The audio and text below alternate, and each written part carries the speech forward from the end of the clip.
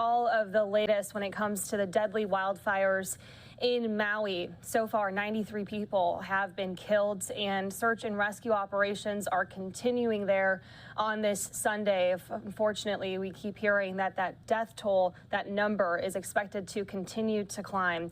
And as we follow the latest in the search and recovery efforts, we're also hearing from the people who have been directly impacted by this tragedy. And joining us live now are Steff and Kimo Kirkman. Thank you guys so much for joining us here on Live Now from Fox. I know you've been through so much, so thank you for taking the time to talk with us. Last time we heard from you guys, or our viewers at least, was when you were at the airport in Northern California, and our team at Fox 2 had spoke with you both directly. You were waiting to see if your home was going to be impacted, if your pets were going to be impacted, and tragically you got the worst news imaginable. Tell us a little bit about your story. What happened from when the fires broke out to now?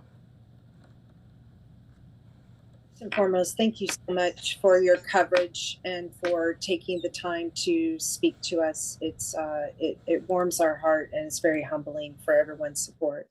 I just want to say thank you to everyone first and foremost. As far as the actual fire, we were in California and on vacation. We had just come back from Sedona in Arizona, and we had heard about the fire. We were tracking it. Our daughter was here. She is fine. She was on another part of the island with some friends, and the fire just consumed. And by the time she was able to get over here, they wouldn't let her through. And how we feel is that because of the black smoke and what we had seen, how the fire was building because of the 80-mile-an-hour winds, that most likely that our pets, and I pray that those that did perish, that they had the same fate, that they just fell asleep. And then our neighborhood actually burned down between 3:03, and we know that our house burned down at 3:57. And the only reason for that is because we had a tracker, an eye tracker on our dog, and that's when it stopped tracking. So it only took 54 minutes to take our whole neighborhood. So yeah, it's been a lot. It's been a lot. Steff and Kimo, I don't have the words to even respond to what you've gone through. I mean, Steff, you and I have been talking a lot behind the scenes here, and you've been sharing some of these videos and photos with us, and it makes me choked up to have to watch it. I can't imagine actually being the ones going through this and being on the ground dealing with this and seeing this. And I want to pull up some photos of you guys, as well as your beautiful pets that were tragically taken in this. Tell us a little bit more just about your home there, how long you lived there, and what comes next from here for you both. Sorry, I didn't expect to see. I'm sorry. We can take it down if it makes it too difficult. Yeah, if you don't, just for a second, I'll just make my screen bigger. Yeah.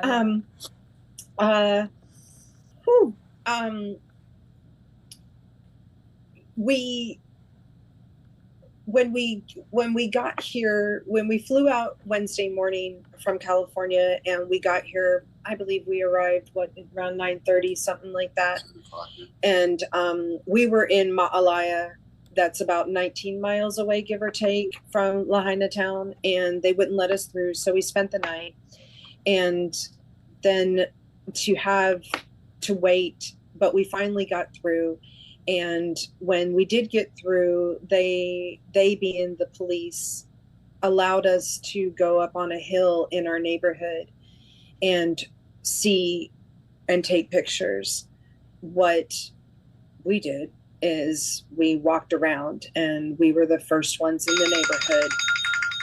I apologize. We were not hurt. We were not in peril or anything like that, but we just had to make our way over there. So when we actually found where our house stood, we of course broke down, and then we just pulled ourselves up by our bootstraps. And I just told him, it was like, we've got to do this for them, because our whole goal was to go there and to recover their bodies, and if we could, and anything that was anything, and then go help recover and help others, like put our pain in our pocket and go ahead and help others. And we're really blessed. They being our pets, we kept on talking to them and saying, tell us where you're at. And we were on the second floor. Our house was on the second floor. And so we knew that the whole thing fell down, and we knew where the bedroom was. And we were really, truly blessed that we found both of their bodies, and we found the cat's bones a few feet away. And that's the whole purpose why we went in there, and we did what we had to do. And as so many others did the same thing, no one was going to stop us from, trying to find our family members. But as you said at the beginning of the interview, talking about that 90 some bodies have been, or deaths have been confirmed, I can tell you from the mile walk into our neighborhood, it's apocalyptic. It was like something out of Terminator. And I know people say that, but I've never lived in anything like that. I've never seen anything like that. Seeing the cars melted and silver just trailing down a hill. But then also the beauty that was there. Like, I saw the Virgin Mary statue that was in front of this house, and all it had was some soot on it, but the house was gone. And there was other little things that I know that it'll take much time, but I pray for all these families that lost other family members. And we had only been there for like 20 years. So there's people that generations that had lost everything. So we're very blessed. Well, first and foremost, it says so much about the strength that both of you have to be able to go there and pay your respects to your beautiful fur babies. And obviously, you guys gave them a great life. So I hope that always sticks with you through this very difficult time. And you mentioned just the state of Lahaina right now, much of it. And here's some video just to show viewers, too, an aerial view. You wouldn't know what you're looking at if you just pulled up this video and you weren't telling viewers this is what the aftermath of the wildfires looks like right now. And you're right, it is almost apocalyptic. It's a neighbor. It's overkill. Yeah. Wow. Yeah. And that's what we're continuing to see. So you can see, and from this angle, it's very apparent just how horrific this damage is. Tell people what it's like in that community, in that area, some of the landmarks there too. Walgreens. What are you seeing here as longtime residents? I say the question again. I apologize. What was that? Oh, no, it's okay. I was saying, with this video, I know you're seeing it for the first time, but there have been so many landmarks and places that have been in Lahaina for so many years, decades. Tell us about what you're seeing in this video, and just in general, the places that have been there for so long, what it's been like to have to see this afterwards. It's discombobulating because I don't have to see this wreckage. Just as you hear of people that have been through tornadoes and floods, it's hard to imagine where landmarks were. And it was heartbreaking, to answer your question. It was there's a smokestack. So right where you are right now, that smokestack that's straight ahead, like at 12 o'clock, if you go to the left, that's where our house was.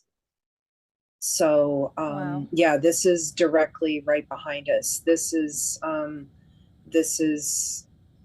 It was breath. It took our breaths away. And, we just were floored, and that's why Cooley right there, that's on the screen right now. Our daughter lived in that neighborhood, but one of our daughters, we have two daughters, one's 22 and one's 20. And our oldest had just moved a week earlier to South Carolina. And so she's absolutely safe because her neighborhood was destroyed. And Wow. We're lucky that, again, that our other daughter wasn't there at the house because she could have been taken over. I mean, there's so many blessings that our family has within all this tragedy. And, but it's just, it's mind blowing. Like it's hard to ascertain what is what. And there's my dentist's office. Oh, it is. That's my Well, dentist that's where office you went to right the there. dentist. There's our It's food food land. Yeah, no, it's we haven't seen any of these because they wouldn't when we had gone to the neighborhood, we got back to our car when we immediately went to go help. And of course they already had enough help. When I get that they were inundated. And so but they closed off everything from basically to Front Street, but we lived off of Lahaina Luna High School, so our Lahaina Luna Road, and so wow. Wow. Sorry, my mind just is like, what is that? Anchor Square, right? We're right behind the gate next to Chevron. Oh wow. It's right down the street from us. Wow. Yeah, no, this is that's the harbor. That's the harbor tower. This is numbing. Again, my heart just aches this morning for all of the people that had to rush into the water, all of the people that had to dodge the embers.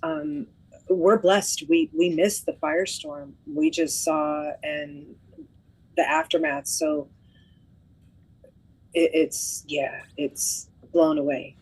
And Well, you're right, decades, but actually hundreds of years. If I remember correctly, Lahaina was the capital once of Hawaii. And so we had historic museums. That history is now gone, and the buildings and everything. So things will, one, never be the same. And number two, the rebuilding process will take years. And I firmly believe that the recovery of the missing will take years as well for them to identify it, because the heat was just so strong. No one had a chance, and no one was prepared, and no one's to blame. I mean, maybe they'll find out that it was arson. I don't know. That's not on my mindset right now. What's on my mindset is on what had happened and the families and everybody, and the Aina means land, and just the land that just was just scorched and just, that's a lot. And for you guys looking at that video too, it obviously has a much greater meaning. Like you said, that's your dentist's office, that's your local grocery store. These are places that mean so much to you, that you've continuously gone to in the years that you've lived there. As far as the people that are missing, because you mentioned your community, not only your home, but your entire community there that's been affected by this. Do you know anyone that you haven't heard from that you're worried are among the missing, or any other stories that you would be willing to share with us here? Did they find Josh? No, we have some friends that are missed. There are quite a few friends. I mean, pretty much you almost know everybody on the list. Yeah. I do know that one of my next door neighbors, his mom and dad did not make it. And I was on the phone with one of my other buddies. We all played ball together. And he was on the phone, and I was asking him to see if he can go up and retrieve my dogs. And he says, Kimo, I got embers flying on me. I got my kids in the car. I can't make it up there. And understandably, but I called all my friends and neighbors around to see if they can go get the dogs. And everybody was rescuing everybody else, because it was just so fast. And everything is just incinerated. There's nothing left. It was such a hot fire that all we found is white ash everywhere. And we were lucky to find our dog's bones that we dug through and got. And then I think we got one vase that was intact, and one dish that I used to have on my desk that I would put my wedding ring in every time I came into my office. So that was it. And we found our fireproof safe, but it wasn't very fireproof. It wasn't rated for that type of fire. So it was devastating. And I know for a fact that all the houses that we had walked by had pretty much had bodies in them. And when I was walking, I was taking pictures of all my friends' house. You know, oh, there's Coach's house. There's, Coach Kim's house. There's Coach Conrad's house. There's my buddy Aaron's house. There's, my buddy Tavner, who lost his parents. We went by and I actually took pictures of everybody's house, thinking that I would be able to share with them. But how do you share something like that when, their parents are in there? Yeah. So, it's the most devastating thing I've ever been through. Yeah. And who knows about the rest of the missing? I mean, there's people that might be in the hospital, might be unconscious. There's people that went into the water and got rescued by someone, but they don't have any way to get a hold of their people because they don't have phone numbers. In this day and age, everybody uses cell phones. We have everything. We don't save phone numbers. So again, we're just heartbroken for for all of Maui and for Lahaina, but we know that they'll recover eventually.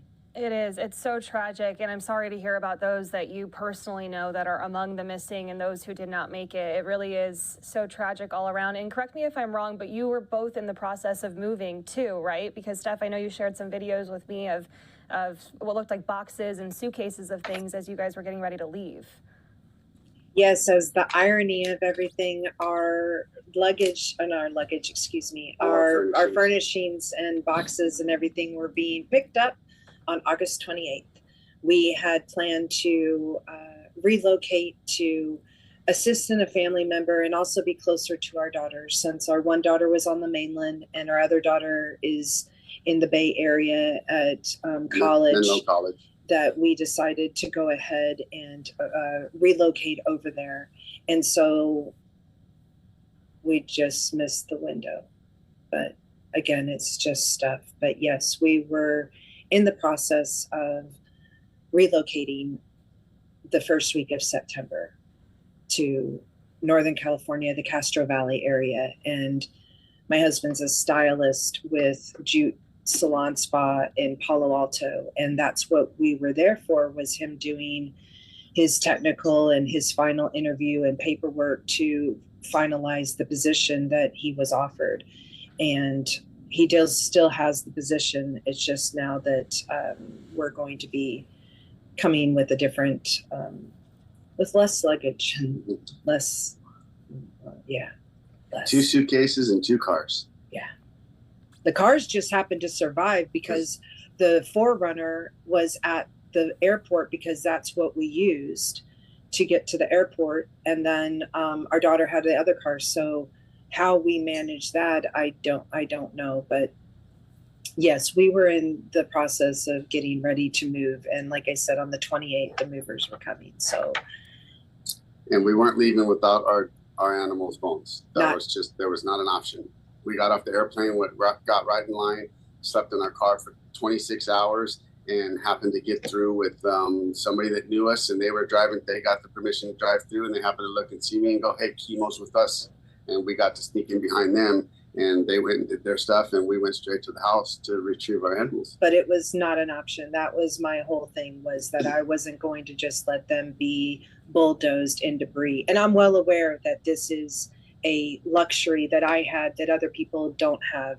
And I'm not trying to take away from anyone, diminish anyone else's pain, but I can be a bit stubborn, and no one was going to stop me from retrieving their bones. And luckily we found them and we accomplished our goal. And all that's left was one vase and one dish. That's it. Well, and they are family, so completely understandable why you'd feel that way. And again, shows just so much strength that you have. Now, I know that as these different organizations have been coming into town to aid and assist people who have been displaced, they've been working to try to find more shelter space. What has that process been like? Where have you been staying, and who's been kind of helping? Because I understand the community there is very close and bands together. We're extremely close, and this is a challenge that we've been having, honestly, with rentals, with spaces available since COVID, because so many people had the luxury of remote working, and we had a large majority of people that relocated to Maui and to work remotely. And so there was a shortage already in rentals. I believe someone told me that it was almost 10,000 rentals short for the population. So with this current tragedy, there are people that are opening up their houses to family, to strangers, to coworkers, anybody who needs it. And just last night, I don't exactly quote me on this, but just last night we heard that the hotels were no longer going to rent out their units to tourists, and we're instead going to give it to the locals. And that's the way it's supposed to be. I understand that we are a tourist island, I also understand that tourism is a big boost of our economy, but there's a time and a place for that. And I mean no offense to anyone, but you as a tourist need to get off the island and need to just let us heal and let us take care of our people. They are the ones that need to be in the hotels. They are the ones that need the food. They're the ones that need the shelter. They're the ones that need the help. And so right now, with the hotels allowing the people to go ahead and have refuge, that's going to be the biggest thing, because I know already just last night there's dozens and dozens of people, and I'm sure it's going to end up being hundreds of people that are going to do a mass evacuation off island because they're trying to sell their house. They're trying to sell, not their house, excuse me, their cars, because they're trying to get elsewhere, because not only did they lose their home and their community, but they lost their jobs. And so there's just not going to be enough. And there's going to be chaos that's going to come in the future. But right now, there's just such a shortage. So I think that a couple of days ago, Thursday, they told me there was 14,000 tourists on island that were trying to get off. Hopefully they all got off. And then this will leave the planes and everybody in the airports to be open for the locals to relocate to be with family on the mainland or on another island. Yeah, well, and going off of that too, I know different airlines have been trying to accommodate as well. A couple of days ago, United Airlines, for one, comes to mind for me. They had canceled their flights to Hawaii and brought those planes there empty to be able to bring people who needed to off of the island there. So I certainly understand that concern and need right now. What can people do to help? As someone who's been directly impacted, what is most needed, and what's the best way, from what you've been hearing from people on the ground there, that they can contribute? I wish that I could state that there is one definitive group or organization that is the more appropriate or the most helpful at this time. But honestly, I am not aware of that. I would state that I will be in touch with you, and when we find out of reputable and legitimate agencies and places that where the money can be most impactful, I will definitely share with you once I have that information. But I would just gather that people do their due diligence and do their research and make sure that it is actually going to Maui and going to Lahaina. And it's people need food, water, clothes, medical supplies, but again, I'm supposing FEMA. I don't really know. I would honestly, I don't really know what to say to that, because I haven't been plugged in. Today is really my first day that I actually can breathe and my brain isn't numb. And so I can think productively about what to do. And so I haven't been tapped into what's going on as far as anything, what is the best approach for people. But people just, maybe with your newscasts and with other newscasts, that they can go ahead and do it. But please, I warn people to please be careful of scam artists that are just trying to make a buck of it. It's so shameful. And Mother Maui doesn't like ugly. So you're going to be ugly, there's karma, and people better watch out, because Hawaiian magic is real, and you do dirty things like that, like taking pictures of dead bodies. I heard someone did that. Shame on you. Going ahead and trying to steal from people. Shame on you. Creating fake GoFundMe accounts. GoFundMe accounts. All of this stuff. Like, people just, I don't know what's wrong with this world, why we aren't together anymore as a whole. We used to be. I'm 54, he's 55, and we come from a different generation where we ran around in the neighborhoods and everybody knew everybody and anything went down. I lived in a small town and in Danville, Kentucky, and I know that, what we did for each other. And I just don't understand the moral compass of the current pulse of society right now, doing these pilau things that I just don't understand. It's mind-boggling. It is shameful. Shameful is certainly an understatement, but I do tend to think that there's more good than bad in the world when it comes to things like that, but you're absolutely right. When it comes to scams, it's something to be very aware of. And speaking of ways to help, we have one way. I'll put it up on our screen right now for viewers. We have a QR code, as Fox has teamed up with the American Red Cross, and viewers are able to scan that and donate directly through them, and that money will be directly applied to the people in Lahaina and who have been impacted. Both of you, again, I cannot thank you enough for joining us here. Is there anything else that you would like to share or tell our viewers before we end this interview?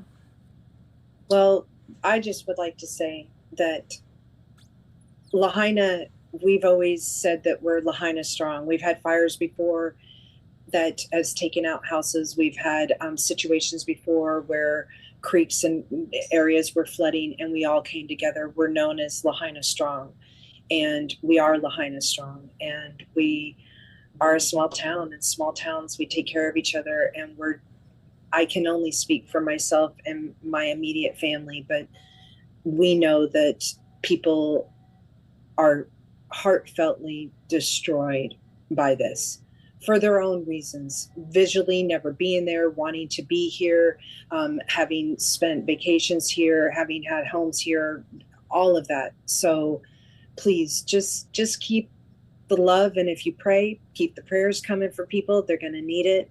And please just help and support wherever you can, and just give it some time, meaning weeks, for things to kind of settle down. And then those that do and have the financial means to come and volunteer and support, please do your due diligence first. Please go ahead and do your research. Make sure that there's accommodations available for you, that you're not taking accommodations or sources from the local people, because again, I mean no offense to anyone, but we need your help, but we also need you to be akamai and smart and think about the bigger picture.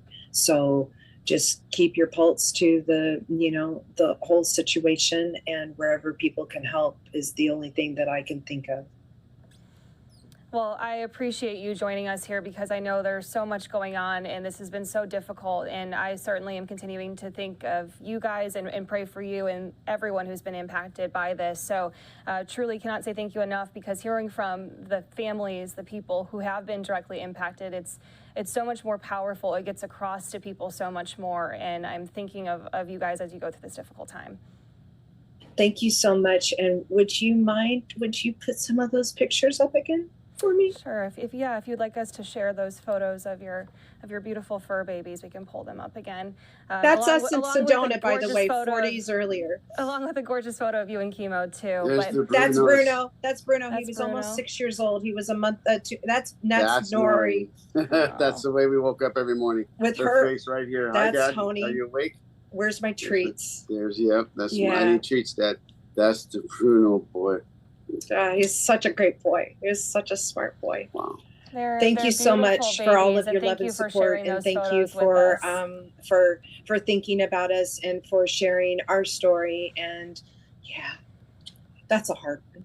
So thank you so much. Thank you, guys. I really appreciate it, and continuing to think and pray for you and all those impacted. Thanks again. We appreciate you and your viewers. Mahalo. All right, a tough conversation there, just seeing how this has directly impacted so many people, and really continuing to keep everyone in mind who has been impacted by this tragedy. And we're going to continue to hear those stories, especially in the time ahead, a very long road to recovery here.